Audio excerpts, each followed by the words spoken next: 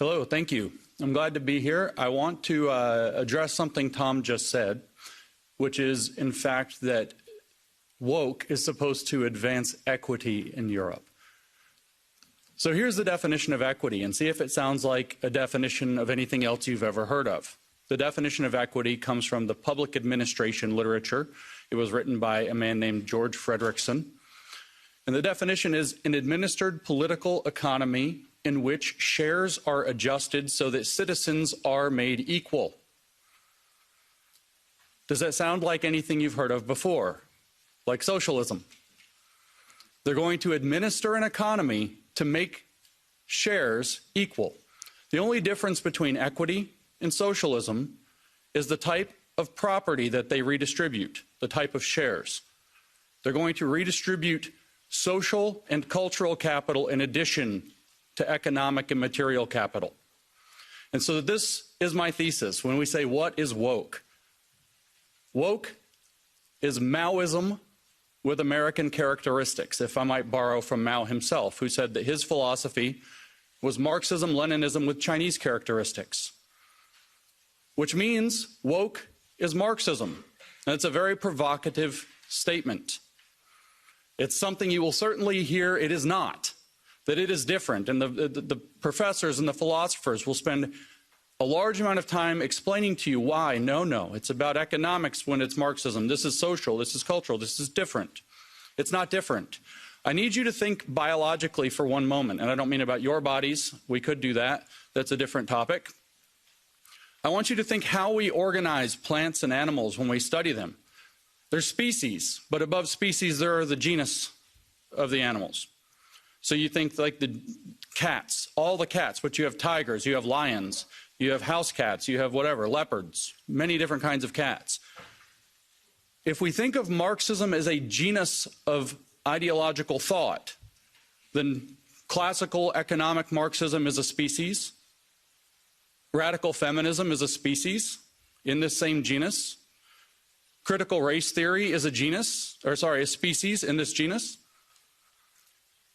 queer theory is a species in this genus, post-colonial theory that's plaguing Europe is a species in this genus, and they have something that binds them together called intersectionality that makes them treated as if they are all one thing.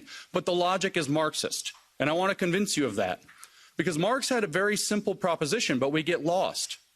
We think that Marx was talking about economics because he often talked about economics. He wrote a book called Capital. It's a very famous book. And we think, well, this is about economic theory. But this isn't true. It's only true on the surface. If we go below the surface, what Marx was talking about was something different. We know what Marx's hypothesis was that we must seize the means of production if we're going to bring socialism to the nations, to the world. We have to seize the means of production. So we have to ask, what does he mean? And if we think that it's about capital, then we miss what he means. If you think it's about the means of production in the factory with a hammer and the means of production in the field with a sickle, then you miss what it means. Because Marx explained what makes human beings special in his earlier writings. And what makes human beings special is that man is a being that is incomplete and knows that he is incomplete. He is a man whose true nature has been forgotten to him, which is social being. He is a socialist at heart who doesn't realize it. And the reason he doesn't realize it is because of the economic conditions operating as the means of construction or production, not just of the economy, but of him, but of man, of society, and particularly of history. Marx said that he had the first scientific study of history. How was history produced? By man, doing man's activity. And man's key activity was economic activity, as he saw it. And so economic production doesn't just produce the goods and services of the economy, it produces society itself. And society, in turn, produces man. He called this the inversion of praxis. And so when he says we must seize the means of production, and he's talking about factories and fields, he's actually talking about how we construct who we are as human beings so that we might complete ourselves, so that we might complete history. And at the end of history, mankind will remember that he is a social being and we will have a socialist society, a perfect communism that transcends private property, is how he put it. He said, in fact, that communism is the transcendence of private property as human self-estrangement. That's a quote from the Economic Philosophic Manuscripts of 1844. So Marx was interested in controlling, or understanding and controlling, how man produces himself. And he writes about this exclusively in the 1840s, very deeply. How do we do this? And he looks at the economic conditions and he says, this is where it is. And that's why we get economic Marxism, and that's why we think Marx was an economist. But Marx was never an economist. He was a theologian. He wanted to produce a religion for mankind that would supersede all of the religions of mankind and bring him back to his true social nature. And this is the true fact of Marx. And what the goal was, like I said, is to complete man. So what he said is, well, how are we building man currently? All of his economic analysis is about how are we building man at present through what he called material determinism. And he said, well, what we have is a special form of private property in our society. Our society is organized around private property. And so all of our thoughts organize around private property. In other words, there's a special kind of property that the bourgeois elite class has access to, and then they organize society to exclude everybody else from access to that property through exploitation, through alienation, through estrangement, through oppression. And so what Karl Marx was proposing is that economics becomes a vehicle to separate society into a bourgeois class that has access to a special form of property. The people who have access wish to retain that, so they oppress people and keep other people out of that special form of property. They erect a system of classism to do that. It's enforced by an ideology called capitalism that believes that this is the right way to engage in the world. And what we have to do is awaken the underclass, the proletariat, to the real conditions and the fact that they are historical agents of change, and bring them to do a revolution and transform society so that we would have equity or socialism, whichever word you want. They have the same definition. Now let's say that we step out, we step back from this species, this economic species, Homo economicus, and we step back to the genus, and we look at this idea, a special form of property that segregates society into people who have, the bourgeois, and the people who do not have, who are in class conflict with an ideology that keeps this in place.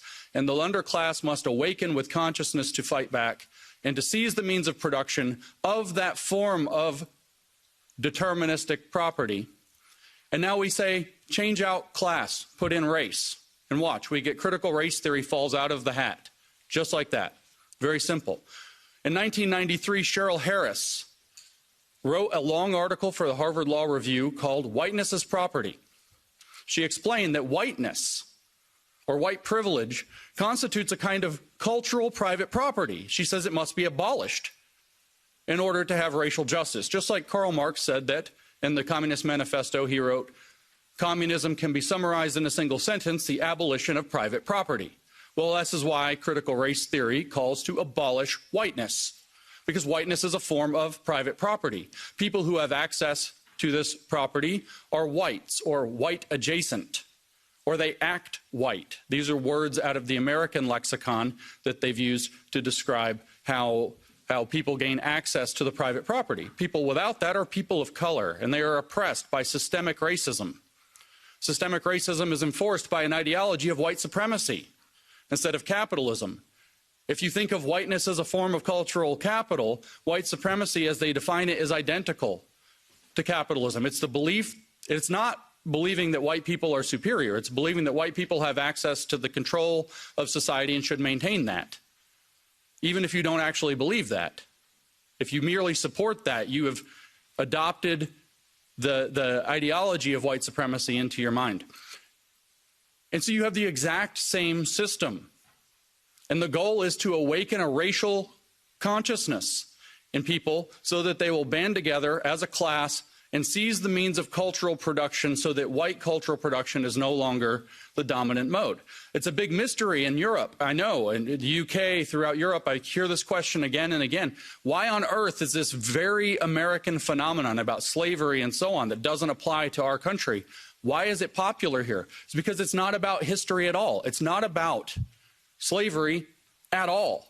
Those are excuses that they use. It's about creating a class consciousness that's against this form of property called whiteness, that's against the dominant culture that may just be a matter of fact, say, if you're in Europe. That's why. Because it becomes a site by which people can come together and they can channel resentment and try to claim power. I wrote a book called Race Marxism, and I defined critical race theory as it really is in that book on the first page. I said that critical race theory is calling everything you want to control racist until you control it. But couldn't we say the same about Marxism? It's calling everything you want to control bourgeois until you control it. But those mean the same thing. They mean exactly the same thing. But what about, say, queer theory? How is that Marxist? It's very strange, all this gender and sex and sexuality. Well, Tom said, what does woke attack? The idea of being normal. Well, the queer theory thinks that there are certain people who get to set the norms of society. They are privileged. They call themselves normal. They say this is normal. It's normal to consider yourself a man and look like a man and act like a man and dress like a man and eat meat like a man. And then there are women that should be feminine and pretty and all these things. And so they get to define what's normal. They're heterosexuals, so they get to define the heterosexuality as normal and other sexualities are abnormal. And so you have a conflict across this cultural property of who gets to be considered normal and who is a pervert or a freak or some other term that gets used in their literature. But technically, who is a queer, which sounds like a slur, but they adopted it and it's a technical academic term now. It means an identity without an essence, by the way, an identity that is strictly oppositional to the concept of the normal, as defined by queer theorist David Halperin in his 1995 book, Saint Foucault, Toward a Gay Hagiography. I didn't make that up. I'm not extrapolating. So you see, queer theory is just another species of the genus of Marxism. What about post-colonial theory, which is plaguing Europe, thanks to Frantz Fanon and his biggest European fan, Jean-Paul Sartre? What about this? Well, it's the same. You have the West as the oppressor. They have access to the material and cultural wealth of the world because they've decided their culture is the default and have gone and colonized the world to bring culture to the world, as they say. And so the oppressed, the natives around the world, the people have to band together, and their activity is going to be called decolonization. They have to remove every aspect of Western culture. So when they come to Belgium or they come to France or they come to the United States and they say we're going to decolonize the curriculum, or they go to the UK and say we're going to decolonize Shakespeare, this is what they mean. We're going to remove the cultural significance of your cultural artifacts because those cultural artifacts themselves are oppressive to us. This is the same system. It's another species in the exact same genus, and that genus is Marxism, which is a way of thinking about the world. And the goal is always to seize the means of control of the production of man and history and society. Marx merely believed it was through economic means. Now it's through socio-cultural means.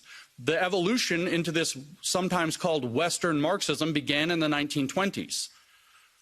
We had a Russian Revolution in 1917, and this did not happen in Europe. And the Marxists in Europe were confused. And so Antonio Gramsci sat down and wrote out some things. And George Lukács sat down and wrote History and Class Consciousness after the failure of the revolution in Hungary.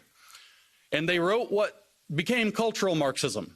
The idea that we have to enter the cultural institutions in order to change them from within, because Western culture has something about it that's repelling socialism. So we have to go inside and change the culture to make it socialist. Now, you aren't allowed to talk about cultural Marxism now. They've categorized this as a conspiracy theory. They say that it is anti-Semitic. This is not true. Antonio Gramsci wrote books. George Lukács wrote books. You can read those books. They have a philosophy. If they don't like the name cultural Marxism, we can use the name that other people at the time used, Western Marxism. So much like I don't know, a virus adapting to the conditions. It changed to try to infect a new host. It worked in feudal societies. Marxism took over in Russia. It took over later in China. It took over in all of these kind of agriculturally driven feudal societies, but it wouldn't work in actual capitalist nations because Marx was wrong. Then several Germans from the Frankfurt School started to study this phenomenon in more depth, and they evolved the idea further. They evolved the idea into what's called critical Marxism. They developed what's called the critical theory. And Max Horkheimer, who designed the critical theory, explained the critical theory. And what did he say? He said, well, what we came to realize was that Marx was wrong about one thing. Capitalism does not immiserate the worker. It allows him to build a better life. So I developed the critical theory because it is not possible to articulate the vision of a good society on the terms of the existing society. So critical Marxism criticizes the entirety of the existing society. Everything is somehow needing to be subjected to Marxist conflict analysis. But how is that to be done? They sought an answer through the middle part of the 20th century, and World War II breaks out. The Frankfurt School comes to America, which in this metaphor is the Wuhan Institute of Virology, because gain of function began to happen on the Marxist virus very quickly. In America, and American universities adopted these professors from Germany. And Herbert Marcuse, writing in the 1960s, said extremely clearly, this writing in 1969, not only did he say capitalism delivers the goods, gives people a good life, makes them wealthy and comfortable and happy, he also said that the working class is no longer going to be the base of the revolution because of these things. In other words, we don't have to be responsible to the working class anymore, which opens up the ability for Marxists who are seeking power to make friends with the corporations. The bosses are no longer the enemy, they're an opportunity. Because the working class is irrelevant. He said the energy is somewhere else. He said it's in the racial minorities, the sexual minorities, the feminists, the outsiders. That's who, he said, have the energy for a Marxist revolution in the West, not the working class. And so Marxism was able to evolve to abandon the working class. And so what did they do? Well, all they had studied for 30 years was what they called the culture industry. An industry that commodifies and packages culture and sells it back to people. So supposedly stripped of what it actually is, empty, abstract now. And so what, of course, did they do? They seized the means of production of the culture industry, because that's what they do. And so they started to transform the culture industry to sell racial, sexual, gender, sexuality-based agitprop as though that were genuine culture. And so we get concepts like cultural appropriation. We get concepts like cultural relevance, cultural this, cultural that, cultural everything. And it's all provided in pastiche. It's all provided as a mockery of what's really going on. And this evolved in America's highly racialized context, and we ended up with woke, a form of identity-based Marxism, a constellation of Marxist species that all work with the same operating premise but locate themselves in different, and I'll use the German term here for this, folk. LGBTQ is a folk. And they get folkish identity there and become activists. The black community is a folk. How do I know? That's what W.E.B. Du Bois said it would be when he laid down the foundations that became critical race theory later. They think of themselves as nations. Don't they all have flags? Don't they put them on your buildings like colonizers? Don't they hang them in your streets? They think of themselves as occupying nations, but they see themselves as bound together, just like the various colonized nations around the world, in seeking liberation from Western civilization. And so we end up with Western Marxism taking many forms, but with one overarching approach. And the approach that they use, I started off by saying, is Maoist, not merely Marxist. Now you know the theory is Marx. It's just evolved into different species to attack the West at its weakest points, through our tolerance, through our acceptance, through our openness, through our generosity, through our best traits, actually. The things that we should be proud of being, the things that we are proud of being. But Mao Zedong knew how to use identity politics. I don't know how you study in Europe, but in America we have very red-washed education, as we might say. The communists have stripped out all education about communism entirely. You don't learn about it in America at all. So we don't learn anything about Mao. And maybe you don't know this, but I tell this to American audiences and they're shocked.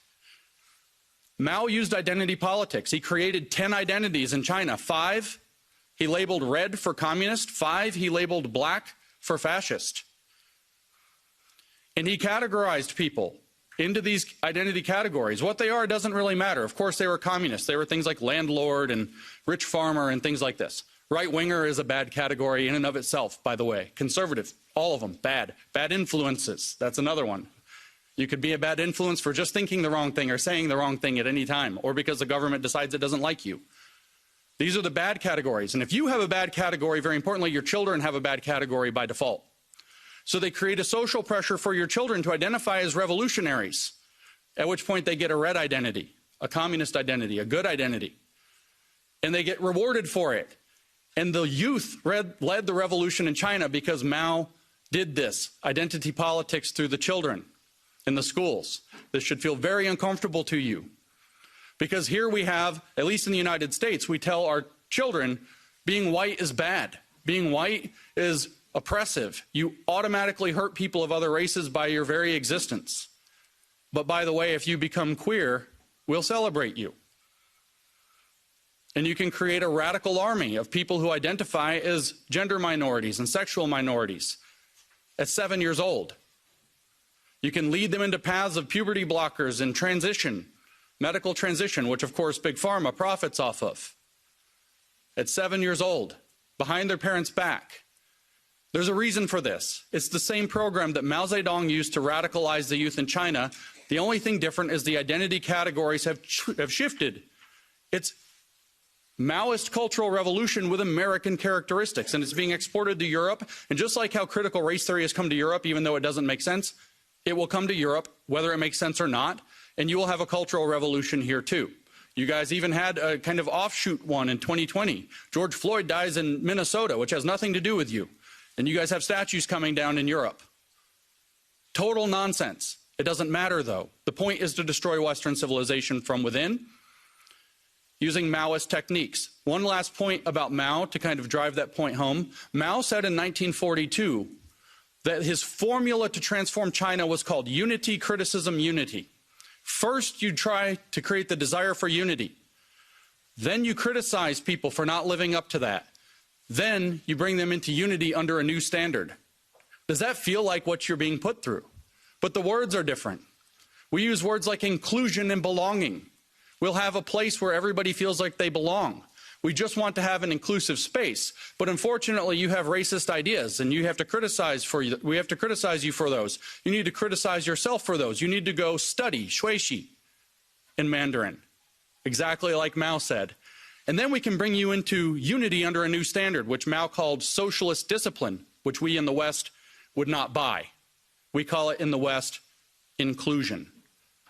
And so we have this new program, and within inclusion we have, or above inclusion actually, we have sustainability. We have a sustainable and inclusive future. I see the Agenda 2030 here with an X over it. The sustainable and inclusive future is the new socialist standard, that we will have freedom under socialist discipline. And Mao said the way that that will work is through what he called democratic centralism. We call that stakeholder capitalism. And my shot at the World Economic Forum is taken because it's one of the things coordinating this. My shot at the United Nations is taken because it's one of the things that's coordinating this. So woke is Marxism. It's advancing through Maoist cultural revolution. It's using Americanized identity categories. And while some of those will not work in Europe, I guarantee you the colonial aspect will. They will find your weakness. They will adapt the theory to fit because it's like a virus that will evolve to its host. And Europe is at great risk. Now, the last thing I'll mention is this risk is twofold. When you endure Marxist provocation, Marxist strategy is always of the same type. It's called middle-level violence. They don't come at you with full-blown Bolshevik assault very often.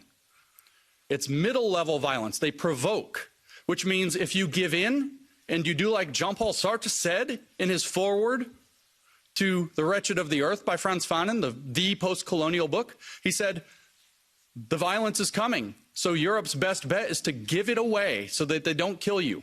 They'll murder you and take it, or maybe you can give it away, give your culture away, give your countries away, and they'll let you live. They're coming for you. And this is what Europe needs to learn. That's what he says in the foreword of Wretched of the Earth. You can read it for yourself, probably in the original French that I can't read. And I think that's the path Europe has followed. So you can give away, that's one side, because they provoke at the middle. Or you can react and overreact, which sadly Europe has had a rough history in the last century with overreactions. And if you overreact, what will they do? They will weaponize your overreaction for a century, forever, and gain moral authority so that you end up having to give it away later anyway. So you have to stand firm in your principles, but you have to do so cleverly. You have to do so understanding that you're being provoked, which means you don't react as the provocateur wants you to react. You have to outsmart them, which is not possible unless you know the diagnosis of your problem. It's a Polish proverb, never attempt to cure what you don't understand. Woke is Marxism, evolved to attack the West. If you don't understand that, you will not act correctly. You will not cure it, and it will conquer your countries. It will conquer all of Europe, and we will have a very, very long, sustainable, and inclusive future with absolutely no freedom. Because the goal is to make us into what they call global citizens. Have you heard this term? This term is nonsense. There's no global sovereign, so there is no global citizenship. There's no relationship because there's no ruler. And we don't want a ruler of the globe. It's a nonsense term. But they tell you, if you actually read their literature, what is a global citizen? It's somebody, I kid you not, I make no joke. They say this themselves. It's somebody who supports the 17 Sustainable Development Goals of the United Nations Agenda 2030. That's a global citizen. And they say, what are the rights of a global citizen? This is in a book about global citizenship education published 2 years ago. What are the rights of a global citizen? And the answer, one paragraph later, is we're not that interested in rights with global citizenship. It's more about global responsibilities. In other words, slavery.